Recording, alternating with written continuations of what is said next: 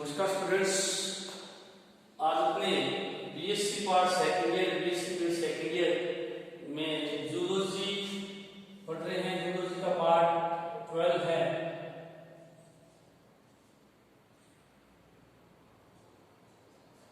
इसमें अपने जो बुक चल रही है उसका नाम है कोर्डेटा।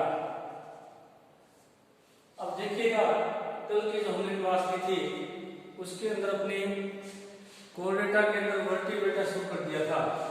वर्टिब्रेट्स जो हैं उसको आज अपने आगे देखने के उसका क्लासिफिकेशन देखा था आपने कोर्डेटा में वर्टिब्रेटा का।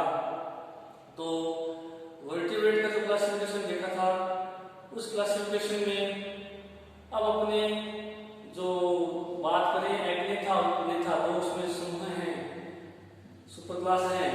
तो एग्नेथा के अंदर मैंने बताया था कि दो क्लासेस हैं, ओस्ट्रेकोडर्मी और उसके अलावा दूसरी क्लास है साइक्लोस्टोमेटा। तो वर्टिब्रेट के अंदर हम क्लासिफिकेशन को कल देख लिया था, पूरा आउटलाइन क्लासिफिकेशन इस व्हाइट बोर्ड पर। अब उसके अंदर जो क्लासिफिकेशन देखा तो उसके अंदर हमारी क्लास आती है ओस्ट्रेकोडर्मी। तो आज अपने उसके कुछ कैरेक्टर्स हैं वो देखने जा रहे हैं।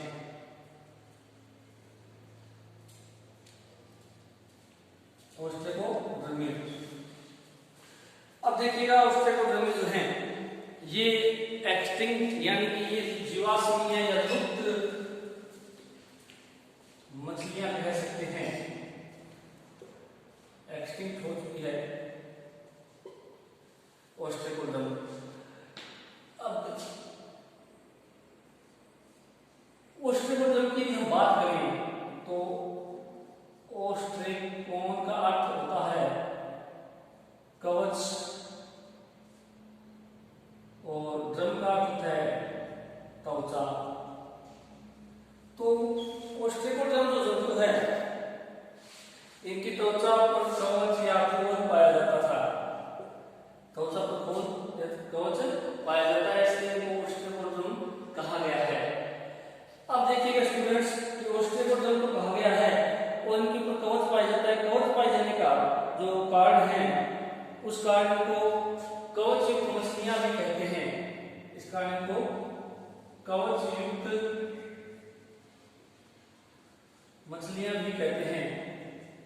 अब इस कवच की यदि हम बात करें कि कवच जो है वो क्यों इंपॉर्टेंट था इनके लिए, क्योंकि ये जो जंतु थे कैम्ब्रियन काल और सिलिलियन जो कल्प थे,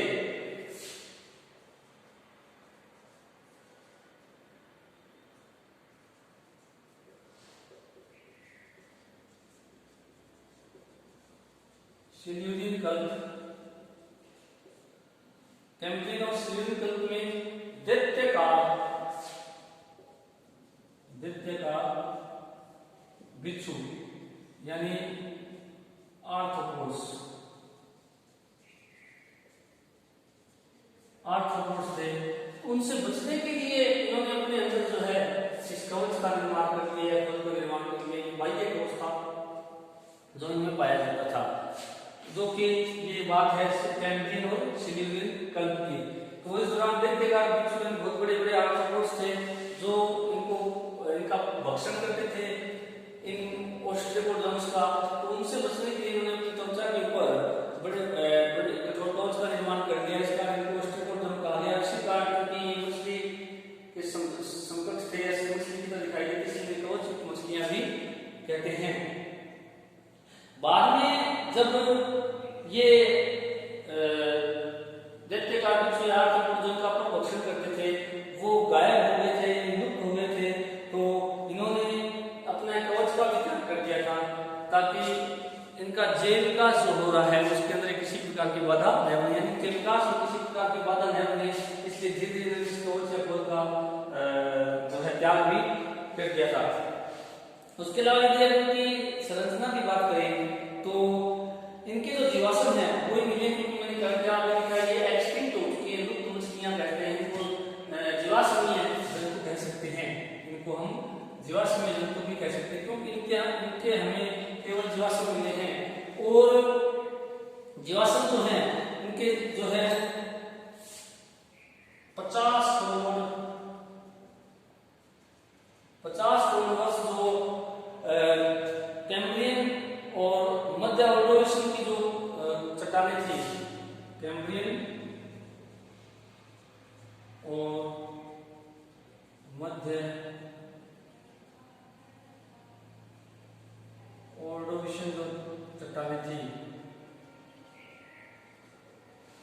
मिले हैं। इनके जीवाश्म मिले हैं कौन से काल में मिले हैं? 50 वर्ष पूर्व कैम्ब्रियन और मध्य ऑर्गेनिज्म जो कल्प था उसके चट्टानों में इसके जीवाश्म मिले हैं। इसका मतलब ये है कि ये जो जीवाश्म है ये काल के चट्टानों में मिले और इन जीवाश्मों को देख करके हमें ये पता लगता है कि ये जीवाश्म जो है या ये जंतु जो है ये तलछट के अंदर रहते थे। तलछट मतलब पैंदे के अंदर मोस्टली पाए जाते थे और साफ पानी के अंदर पाए जाते थे। साफ मतलब एल्यूमिनियम के अंदर ये पाए जाते थे। चट्टानों का जब अध्ययन किया गया तो हमें ये पता लगा कि ये तली के अंदर पाए जाते हैं और जो एल्यूमिनियम है उसके अंदर इनकी उपस्थिति रहती है। उसके अलावा इनके आकार की यदि हम बात करें तो ये मध्यम आकार के मछली के जैसे जंतु थे। मध्यम आकार के मछली सदृश जंतु थे। मछली सदृश जंतु थे। मध्यम मतलब नहीं तो इनका आकार ज्यादा बड़ा था, नहीं आकार इनका छोटा था।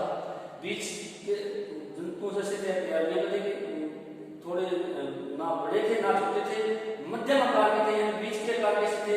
और इनका जो आकार है मछली के समान था क्योंकि इनके बाद हम देखेंगे कि मछलियों का विकास हुआ था, इसलिए इनको मछलियों के एक तरह से पूर्वज भी कहा जा सकता है।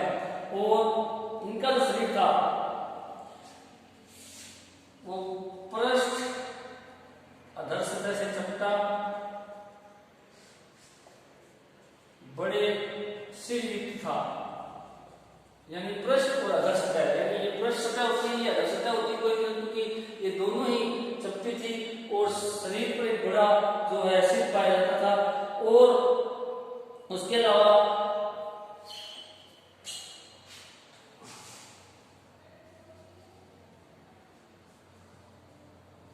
इसके जबड़े आकार में बड़े थे जो इसको खाने में सहायक थे। और उसके अलावा इसके अंदर जो हम कह सकते हैं पेक्टोरल और पैल्विक फिन नहीं थे। पेक्टोरल और पैल्विक फिन ये तैरने के लिए होते हैं। पेक्टोरल जो है वो अग्र भाग में होते हैं और पैल्विक पीछे के होते हैं, एब्सेंट थे इसमें।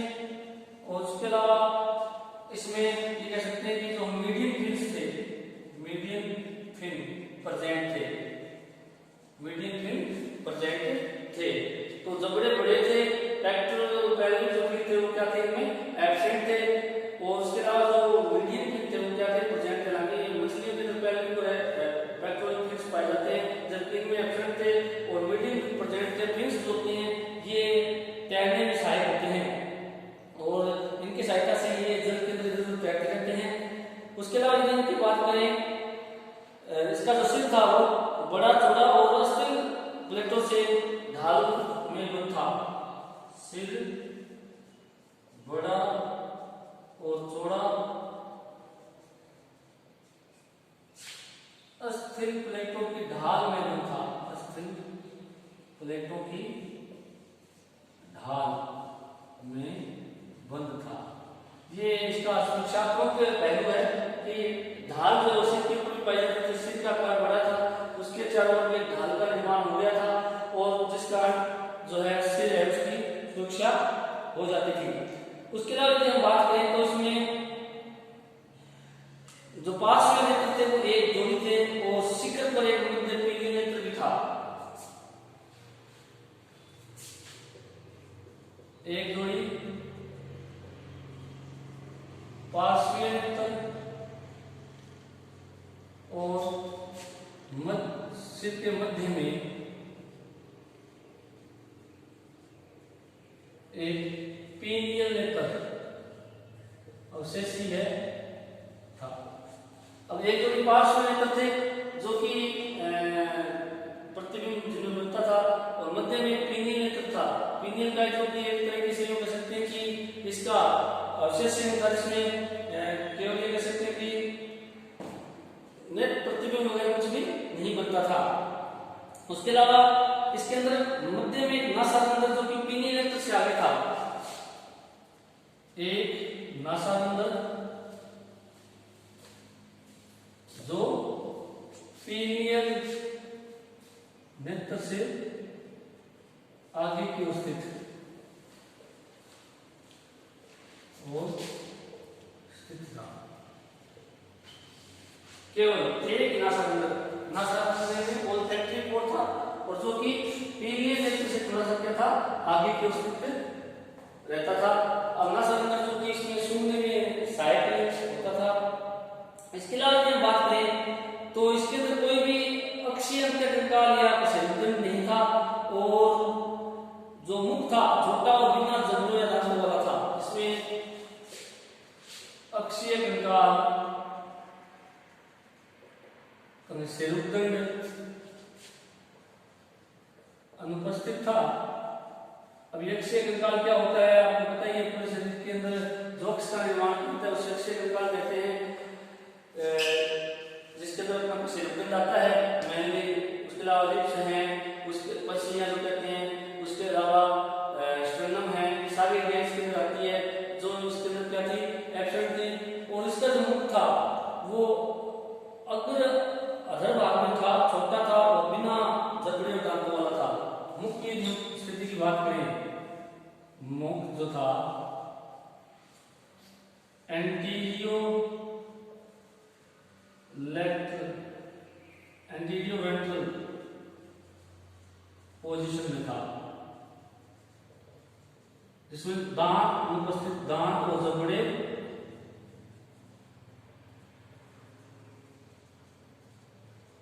अनुपस्थित थे। दांत अनुपस्थित थे, दांत अनुपस्थित थे। मुख जो है वो ये जंतु का यदि हम मान लें अगर सिरा ये कुछ सिरा मान लें तो एंटीरियर पोजीशन पर नीचे की ओर था, क्योंकि एंटीरियर लेटरल का मतलब होता है अगर सिरे पर हो और वेंट्रल स्थिति पर था तो उसको एंटीरियर लेटरल कहते हैं। और जबड़े में क्या थे, दांत एब्सेंट थे, जबड़ा था पर उसमें दांत अनुपस्थित थे। उसके अलावा यदि हम इसकी अगर बात करें कि लेटरल लाइन सिस्टम का जो उसमें होता है, जो संवेदी तंत्र होता है, लेटरल लाइन सिस्टम का थोड़ा सा भाग सिर में भाग उपस्थित था, जो कि सिर में उपस्थित था। अब लेटरल लाइन सिस्टम जो होते हैं जलीय जंतु, खासकर मछलियां जो होती हैं, इनके अंदर इनका संवेदीय होता है। जो जल के अंदर होने वाली जो हलचल है, जल के अंदर होने वाले मूवमेंट उनका ध्यान रखता है जलीय जंतुओं को, तो वो इसमें पाया जाता है। मछलियों में निश्चित प्रकार का होता है, परंतु इसमें उसका थोड़ा सा भाग उपस्थित था, ज्यादा विकसित भाग नहीं था और थोड़ा सा भाग उपस्थित था वो इसके सिर भाग के अंदर ही उपस्थित था। उसके अलावा इसमें यदि हम बात करें कि ये फिल्टर थे और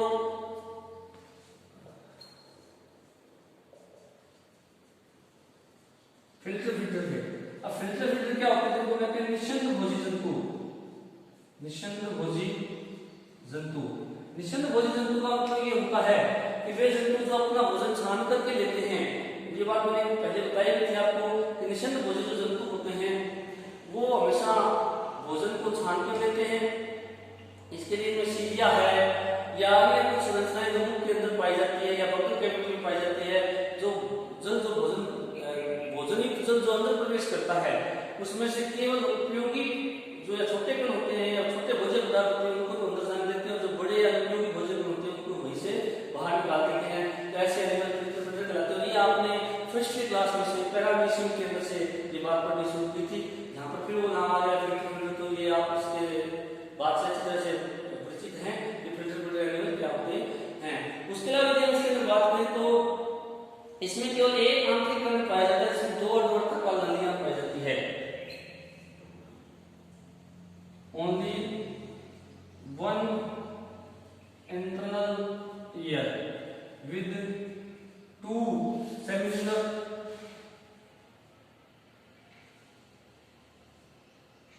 ट्यूब्स, यानी एक ही इंटरनल ईयर पाया जाता है जिसमें दो सेमिलर ट्यूब्स होती हैं। जैसे मनुष्य के अंदर तीन होती हैं, आपने मनुष्य का आंतरिक कण होता है उसके अंदर ये बात आई हुई है।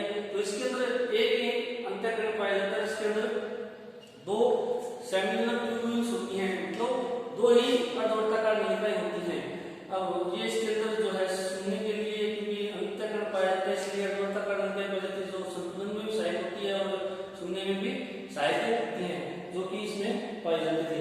अब यदि हम उसका बात करें आगे के कुछ लक्षण जो है उनके ऊपर बहुत ज्यादा खोज नहीं हो पाई थी क्योंकि ये जीवाश्म थे, इनके जो हमें 50 करोड़ वर्ष पूर्व जो है इन चट्टानों से कैम्ब्रियन और मध्य आर्डियन चट्टानों से केवल इसके जीवाश्म मिले हैं, इसलिए इनका ज्यादा अपने जो इसकी शरीर संरचना कैसी थी उसके बारे में वैज्ञानिक नहीं जान पाए हैं। तो जो ऑस्ट्रेकोड्रम्स जंतु है उनके जो मेन कैरेक्टर्स हैं वो यही अपने को देखने को मिले हैं। और ऑस्ट्रेकोड्रम की यदि हम बात करें तो इसके एग्जाम्पल जो है वो बिरकेनिया, लेसिनियस मुख्य जो है पढ़े जाते हैं। बिरकेनिया, लेसिनियस ये मुख्यतः इसके अध्ययन किए जाने वाले जंतु है जो इस क्लास के अंदर रखे गए हैं। तो स्टूडेंट्स ये अपना ऑस्ट्रेकोड्रम जो जंतु है उनका क्लासिफिकेशन है। अब देखिएगा अपने जो ऑस्ट्रेकोड्रम है उसके बाद में जो एग्नेथा है उसके अंदर दूसरी जो क्लास आती है वो आती है साइक्लोस्टोमेटा।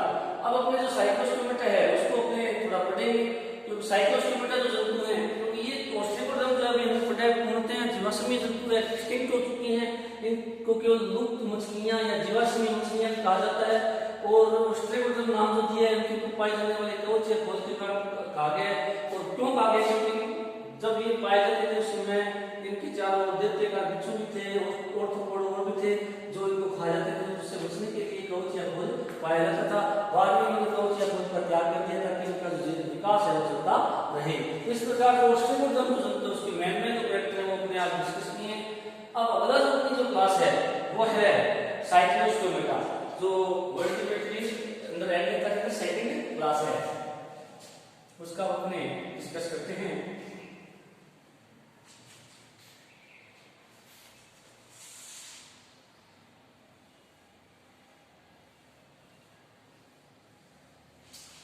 अब देखिए स्टूडेंट्स जो साइक्लोस्टोमेटा है, साइक्लोस्टोमेटा इसको पूरा डिटेल में पढ़ना पड़ेगा अपने को। और डिटेल का मतलब ये है कि क्योंकि ऑस्ट्रेकोड्रम तो जीवाश्म थे तो इनके बारे में हम ज्यादा नहीं जान पाए वैज्ञानिक लोग, तो इसलिए इनके जीवाश्म मिले। परंतु यहाँ यदि हम इसकी बात करेंगे साइक्लोस्टोमेटा तो ये सभी जैविक जंतु है। तो साइक्लोस्टोमेटा जो जंतु होते हैं इनके अंदर आपने नाम सुना है पेट्रोलाइजोन है, मिक्साइन है जो कि अपने समुद्रों के अंदर पाए जाते हैं। ये परभक्षी होते हैं जो कि सड़ी गली मछलियां और जो कुछ रोगग्रस्त मछलियां होती हैं उनके ऊपर परभक्षी या परजीवी रूप में रहकर उनसे पोषण भी ये प्राप्त करते हैं। तो और इनको ऐसे परभक्षी कह सकते हैं और इनको हम कह सकते हैं समुद्र के जो एक तरीके से सफाई कर्मी भी कह सकते हैं। क्यों कह सकते हैं? क्योंकि सड़ी गली मछलियों का मांस खा करके उनको नष्ट कर देते हैं, इसलिए समुद्र की सफाई भी इनसे बनी रहती है। अब साइक्लोस्टोमेटा का हम पहले अर्थ देखते हैं क्या अर्थ होता है। अब देखिएगा कि साइक्लो का अर्थ होता है सक्रिय, स्टोमा यानी मुख, एटा यानी पाया जाना या धारण करना, यानी वे जंतु जिनमें सक्रिय मुख पाया जाता है उनको साइक्लोस्टोमेटा कहते हैं। जैसे एक जंतु का बना करके थोड़ा सा इस तरह से, वैसे मुख इनमें वेंट्रल पोजीशन में पाया जाता है, इस तरह से मुख होता है इसमें साइक्लिक। इस कारण को चक्रीय मुख वाले जंतु भी कहा जाता है। अब चक्रीय मुख वाले जंतु की बात करें तो हमने जब वर्टिब्रेटा के अंदर मैंने बताया था आपको कि दो सुपर क्लास है एग्नेथा और प्लेथा। हम पहले एग्नेथा पढ़े तो एग्नेथा के अंदर हमने दो जो है क्लासेस पढ़ी है, ऑस्ट्रेकोड्रम और सेकंड है साइक्लोस्टोमेटा। तो ऑस्ट्रेकोड्रम वो जीवाश्मी जंतु हैं, वो लुप्त हो चुके हैं, परंतु साइक्लोस्टोमेटा के अंदर ऐसे एग्नेथा को संरक्षित किया गया है जो कि जीवित रूप में अपने चारों नहीं तो समुद्र में ये पाए जाते हैं। तो इनकी यदि हम कैरेक्टर की बात करें तो वो देखते हैं अपने कैरेक्टर्स। अब कैरेक्टर की यदि बात करें तो साइक्लोस्टोमेटा का जो अर्थ है वो आपको बता दिया है कि तो साइक्लोस्टोमेटा क्यों कहा जाता है। और जो मोस्टली पढ़ी जाने वाले जंतु हैं मिक्साइन है, पेट्रोमाइजोन है जो आपने सुने हुए भी हैं और कहीं ना कहीं हो सकता है पढ़े भी हो, उनके बारे में डिटेल में आगे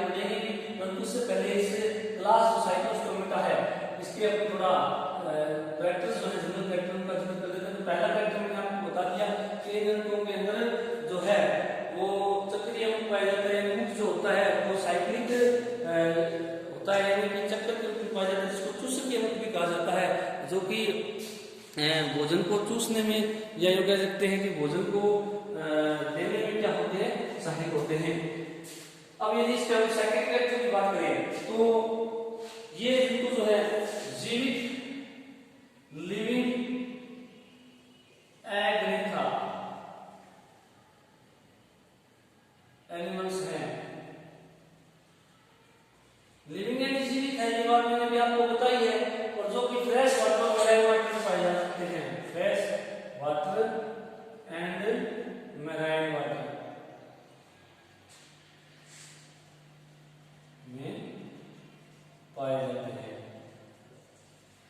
अब फ्रेश वाटर और मैराइन वाटर में बताने की जरूरत नहीं है, दोनों के अंदर पाए जा सकते हैं। उसके अलावा यदि हम इसके सेकंड कैरेक्टर की यदि बात करें तो इनका जो शरीर होता है, शरीर सर्पमीन या ईल जैसा होता है। सर्पमीन का मतलब क्या होता है कि इनका जो शरीर है सांप की तरह लंबा बेलनाकार होता है और टैल पाई जाती है लंबी बेलनाकार, पूरा शरीर लंबा बेलनाकार होता है, इसमें टैल कह सकते हैं कि नीचे स्थित होती है, तो शरीर लंबा बेलनाकार होने के कारण जंतु को सर्पमीन या ईल भी बोल सकते हैं। उसके अलावा यदि इसका नेक्स्ट कैरेक्टर यदि हम बात करें तो त्वचा जो होती है, त्वचा जो स्किन होती है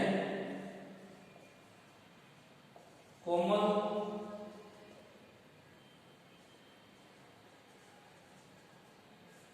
जो स्किन होती है वो कोमल ग्रंथिल और चिकनी होती है।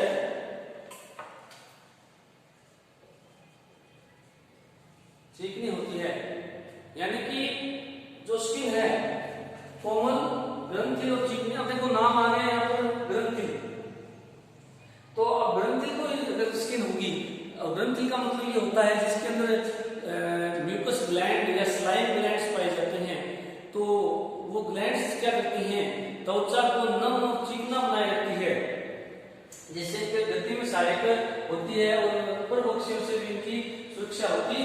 इसलिए जंतु की जो त्वचा है वो ग्रंथियां पाई जाने के कारण नम और चिकनी होती है, और इनमें एक्सोस्केलेटन का अभाव होता है।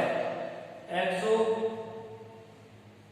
जो है वो एब्सेंट होता है, क्योंकि हमने प्लेकोडर्मी के अंदर देखा है, ऑस्ट्रेकोडर्मी जो है उनके अंदर अपने देखा है कि ऑस्ट्रेकोडर्म जो जंतु होते हैं उनमें बाह्य कवच पाया जाता है जो कि पूर्वज थे, परंतु वहां मैंने भी आपको थोड़ी देर पहले एक बात बताई कि ऑस्ट्रेकोडर्म जो जंतु हैं उनके अंदर जो बाह्य कवच प्रेजेंट तो था सुरक्षा के लिए उनकी, परंतु जैसे जैसे उनका विकास हुआ आगे तो उस विकास के दौरान उन्होंने स्केलेटन का त्याग कर दिया था, तो इस कारण उनके बाद में साइक्लोस्टोमेटा एनिमल्स आए हैं, तो इनके अंदर भी एक्सोस्केलेटन जो है वो एब्सेंट होता है। बस ये जो अपनी सुरक्षा करते हैं इसके लिए वो नम चिकनी कोमल स्किन जो होती है उसी से कर पाते हैं। इसके अलावा इसमें जो हम बात करें माउथ की, तो माउथ जो है इसमें माउथ जो वेंट्रल पोजीशन पर होता है, सर्कुलर होता है और सेक्टोरियल होता है। माउथ जो है वेंट्रल पोजीशन पर सर्कुलर होता है, सेक्टोरियल होता है, और इस कारण जंतु को साइक्लोस्टोमेटा नाम दिया गया है, सेक्टोरियल होता है। ये बात मैंने सबसे पहले बता दी थी कि चंद्रिका मुख पाया जाता है, तो वो सेम बात, पर यहाँ पर दो बात आई है, एक तो माउथ जो है वो वेंट्रल पोजीशन पर होता है, और एक ये नाम नया है सर्कुलर क्या है, इसको हम यहाँ पर पढ़ चुके हैं, इसका अर्थ सर्कुलर ही होता है अगर इंग्लिश में बात करें। अब यहाँ पर दो नई बात आई आपके सामने, क्योंकि वेंट्रल क्या होता है और एक सेक्टोरियल। वेंट्रल का मतलब होता है अधर स्थिति, और सेक्टोरियल का होता है चूसक, अर्थ क्या होता है चूसने वाला या चूसक प्रकृति का। अब अधर का मतलब क्या होता है, मैंने थोड़ी देर पहले बताई थी कि जंतु की दो सतह होती है, ये हमेशा डोर्सल या पृष्ठ सतह होती है, नीचे की सतह जो होती है अधर या वेंट्रल पोजीशन होती है। इन जंतुओं में क्या होता है, जो मुख होता है वो अधर स्थिति पर यानी इस नीचे की ओर होता है, तो अधर का मतलब होता है कि मुख का नीचे की ओर पाया जाना, और सर्कुलर होता है, मैंने डायग्राम बनाया गया इस प्रकार से होता है इनका मुख। ये जंतु जब बनाए इस प्रकार से,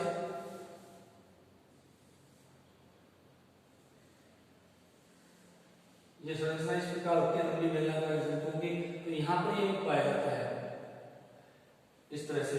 तो देखिए गोलाकार है, सर्कुलर है, और चूसक क्यों कहा गया है? क्योंकि मैंने बताया ना, ये जो जंतु होते हैं साइक्लोस्टोम, ये क्या करते हैं, अपने इस मुख की सहायता से अन्य जो जंतु हैं या जो जल में पाए जाने वाली मछलियां हैं उनसे चिपक जाते हैं, और चिपक करके उनसे भोजन जो है प्राप्त करते हैं। इसलिए सर्कुलर मुख को चूसक भी कहा जाता है, यानी इसका मुख जो चूसक की तरह कार्य करता है।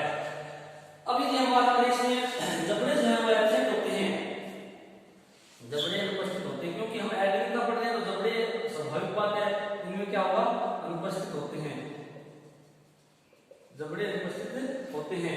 अब वहां देखिए ओस्ट्रोजोम के अंदर जबड़े वहां भी नाम मात्र के थे एक्चुअली में, क्योंकि एग्री का पढ़ रहे हैं तो जबड़ों का मतलब क्या होगा, दांत भी हो तो हम कह सकते हैं जबड़े पूर्ण विकसित हैं, जबड़े जो है वो क्रियाशील है।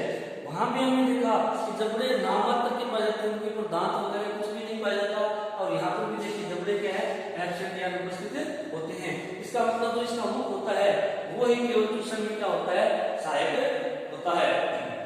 अब इसके अंदर यदि हम बात करें कि अंतःकंकाल पाया जाता है, इंटरनल स्केलेटन पाया जाता है, प्रेजेंट होता है। अब इंटरनल जो स्केलेटन है वो पाया जाता है, परंतु वो कार्टिलेज का बना होता है, इसका बना होता है, कार्टिलेज का बना होता है। कार्टिलेज अब आपको पता ही है कि उपास्थि को कहते हैं, तो उपास्थि का बना होता है, और इसमें जो है जो नोटोकॉर्ड है वो पाई जाती है।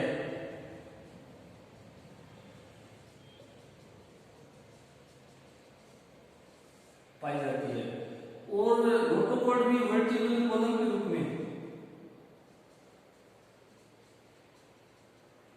क्योंकि हम वर्टिब्रेटा पढ़ रहे हैं तो वर्टिब्रेटा के वर्टिकल कॉलम में पाई जाती है। नोटोकॉर्ड जो है वो वर्टिकल कॉलम के रूप में पाई जाती है, और जो अंतःकंकाल है वो कार्टिलेज का बना होता है। कार्टिलेज आपको पता ही है कि जिसको हम हिंदी में उपास्थि कहते हैं, और उपास्थि जो होती है उसके अंदर जो है कॉन्ड्रिन प्रोटीन पाया जाता है, यानी उपास्थि जो होती है कार्टिलेज, कार्टिलेज के अंदर जो मैट्रिक्स होती है, मैट्रिक्स में कॉन्ड्रिन प्रोटीन पाया जाता है, प्रेजेंट होता है। और उपास्थि की जो मैट्रिक्स है इसमें कैल्शियम का डिपोजिशन नहीं होता है, इसलिए ये फ्लेक्सिबल ज्यादा होती है। और जो साइक्लोस्टोमेटा एनिमल्स है इनके इंटरनल स्केलेटन मौजूद होता है, परंतु उसका बना होता है, कार्टिलेज का बना होता है। उसके अलावा यदि हम बात करें जो है डाइजेस्टिव सिस्टम्स की, डाइजेस्टिव सिस्टम जो होता है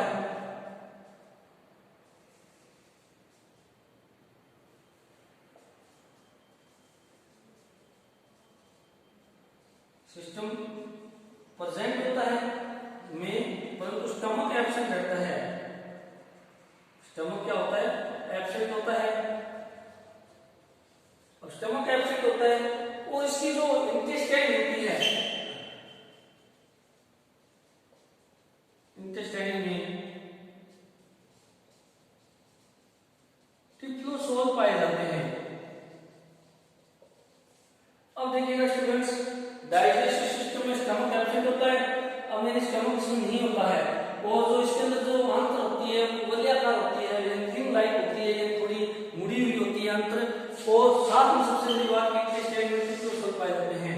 अब ये टिप्लोसोल क्या होते हैं, इनको मैं थोड़ा सा बता देता हूँ। टिप्लोसोल आपने जब कैंचुआ जो भी पढ़ा है वहां पर उसकी डाइजेस्टिव सिस्टम में टिप्लोसोल नाम आया हुआ है, और टिप्लोसोल जो होते हैं इनको आंत्रवलन कहा जाता है हिंदी में, और टिप्लोसोल जहां भी होंगे तो ये हमारे जो मनुष्य के अंदर विलाई पाए जाते हैं, विलाई, तो विलाई की संपर्क संरचनाएं होती हैं, और टिप्लोसोल जो है विलाई की तरह ही भोजन के अवशोषण का काम करती है, ताकि जो चूंकि आंत्र के अंदर इसका भोजन का पाचन पूर्ण होता है तो वहां पर भोजन के अवशोषण के लिए इसमें टिप्लोसोल नामक संरचनाएं पाई जाती है। अब इसके अंदर श्वसन के लिए हम बात करेंगे तो गिल्स पाए जाते हैं 5 से 16 जोड़ी।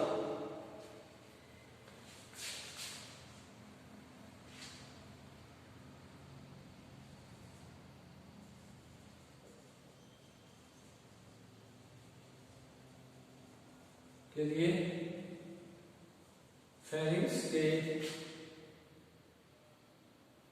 पास गिल्स पाए जाते हैं।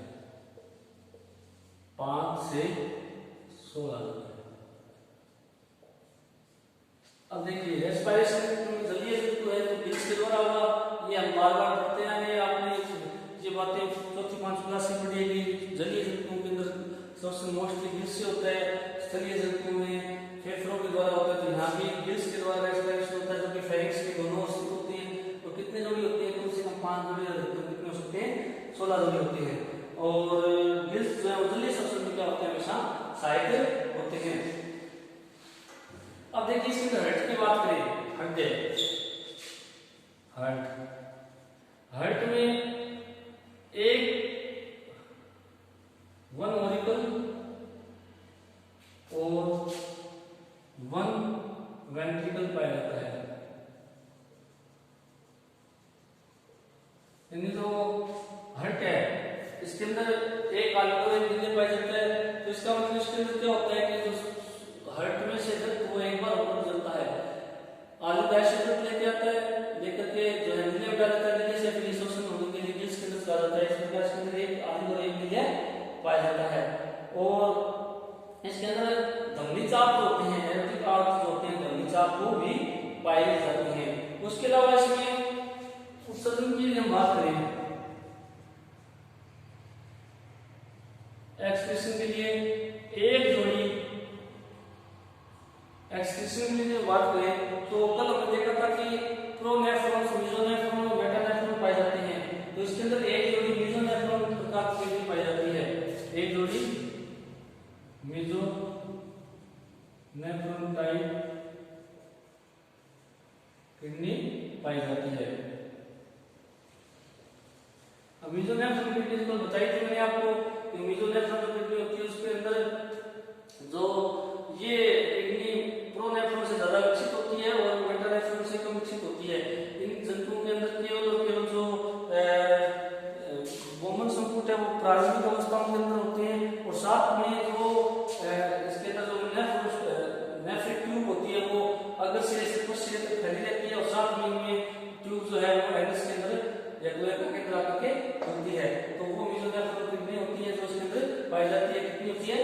एक जोड़ी होती है। तो एक जोड़ी किडनी की सहायता से ये अपना उत्सर्जन करता है। तो आज की क्लास है अपनी साइक्लोस्टोमेटा में अपने 10 पॉइंट कर लिए हैं, और इसके अंदर लगभग 5-4 पॉइंट हो हैं जो अपने कल देख पाएंगे। तो आज अपने पहले ऑस्टियोपोड्रम को देखा, उसके बाद में साइक्लोस्टोमेटा को एक शब्द के देखे हैं। कल अपनी जो क्लास रहेगी उसके अंदर जो साइक्लोस्टोमेटा